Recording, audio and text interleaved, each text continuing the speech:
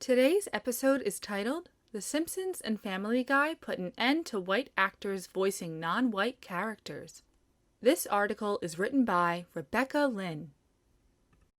As our nation grows increasingly more aware of the systemic racism on which so many of our industries are built and benefit from, the world is zeroing in on issues of race within our entertainment industries. Following the tragic death of George Floyd in May, companies around the world, both big and small, are taking action and standing in solidarity with the Black Lives Matter movement.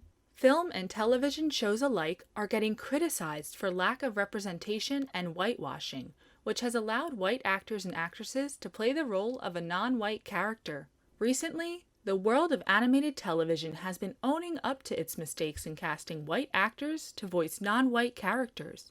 Shows like The Simpsons and Family Guy have announced that they are taking a closer look at their casting choices and making necessary changes for a brighter future of equality. Representation in animation. Accurate racial representation has been an issue in La La Land for far too long. Though it is late, some of Hollywood seems to be finally stepping up and taking accountability. Voice actor Mike Henry announced on July 2nd that he would be exiting the Family Guy series and leaving the role of Cleveland Brown behind. Henry looked to Twitter to announce his departure and give fans insight as to why he felt the need to leave the show. Henry wrote, "It's been an honor to play Cleveland on Family Guy for 20 years. I love this character, but persons of color should play characters of color. Therefore, I will be stepping down from the role." Henry himself is white and has been voicing the character since his role on the show began in 1999.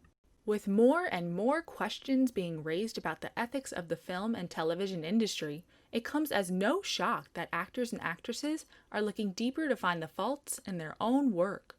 The industry has been flawed from the very beginning, but in light of George Floyd's death and the tragedies against the Black community that continue each day, it is nice to see some people stepping up and owning up to mistakes. Will these decisions about animated television fix the racism problem in Hollywood? No. No. There is astronomical amounts of work to be done in ways of racial justice, but this is a start. Every movement has to start somewhere. Creators of The Simpsons followed suit by announcing that they will no longer support the notion of characters of color being voiced by white actors. From this point on, they will strictly only be casting persons of color to play characters of color. The announcement came right on the heels of Henry stepping down, and after Hank Azaria stepped down from the role of Apu on the series back in January.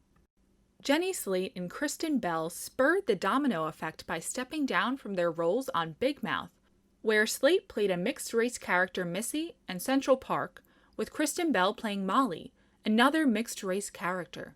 Where do we go from here? There is no definitive answer on how to move forward in the entertainment industry, other than simply doing better. Owning up to the millions of mistakes made is merely step one in a long chain of using white privilege to support and stand up for Black lives and the Black Lives Matter movement as a whole. Jenny Slate originally made the excuse for herself that playing Missy wasn't any issue because Missy's mother was Jewish and white, just as Slate's is. However, after she looked deeper into what the impact of her playing this character had over the intention, she realized it was wrong. "I acknowledge how my original reasoning was flawed," Slate stated, "that it existed as an example of white privilege and unjust allowances made within a system of societal white supremacy, and that in me playing Missy, I was engaging in an act of erasure of Black people." And like Slate, so many before her have made excuses for themselves in order to avoid the tough conversation, Facing your own internal racism is not a step that can be overlooked.